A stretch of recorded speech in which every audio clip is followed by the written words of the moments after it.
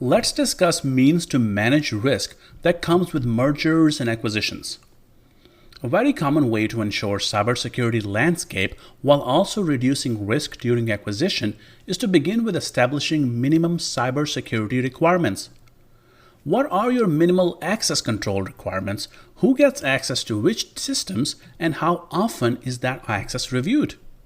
Who approves that access? How long should your passwords be? What's your criteria for introducing a new software or hardware in the environment? Which legal or regulatory frameworks do you comply with? Think of all of these questions and establish minimal cybersecurity requirements that all companies and their vendors must comply with. This will help you make good decisions when it comes to an acquisition or a merger.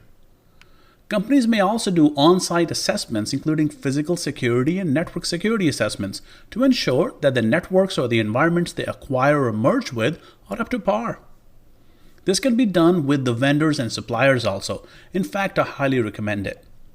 We often fall into this trust with our vendors or business partners, but in cybersecurity world, you should trust but verify. Document exchange between both parties can help with better understanding of cybersecurity and risk management requirements on both sides. This will help you with not being surprised or shocked once you realize the merger has happened, but the other side does not have a risk management plan in place. This leads us into policy and process reviews. Some organizations may not even have these in place, so you need to ensure that is not the case. Review the policies and processes of the organization that you are acquiring or merging with. You can even do this with your suppliers. Wait to understand what their minimal cybersecurity requirements are and how they are monitoring compliance with their own cybersecurity and risk management requirements, and which risk are they accepting. Look at their business continuity and disaster recovery plans to better understand what they consider to be their business critical assets and how they plan to safeguard them. Going through these steps will help you better understand if the acquisition will result in risks that are beyond redemption, or if you can mitigate or reduce or even accept some of the risk associated with this acquisition or a merger. Let's take a look at some of the considerations when it comes to most common forms of acquisition, the software. Ensure that the other entity is using a secure software development lifecycle framework. This could be OWASP Top 10, which is a very common framework around understanding the top 10 types of software vulnerabilities. Ensure that they're not only simply training their folks to use this framework, but also implementing it. Are they periodically testing the software to ensure compliance with security requirements? Review the other entity's policies and processes to understand which data security standards such as HIPAA or PCI DSS do they comply with.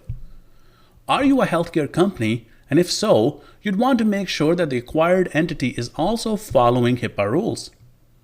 If you are a bank or a firm that has to comply with payment card industry data security standards, you'd want to make sure that the acquisition will not put that compliance in jeopardy. Keep in mind that the legal and contractual requirements are a big part of this. So look for any new ones that can also be a result of this acquisition. For example, are you acquiring an entity in Europe? If so, the European data protection rules such as GDPR may be of interest. Are you acquiring a hospital in the US? If so, Healthcare Information Portability and Accountability Act, HIPAA, may be of impact.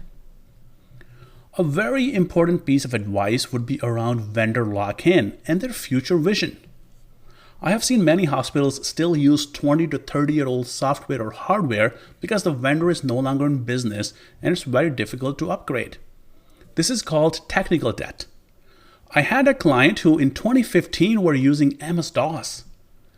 They were not able to upgrade because they couldn't afford the $10 million cost associated with the identification and acquisition of new vendor.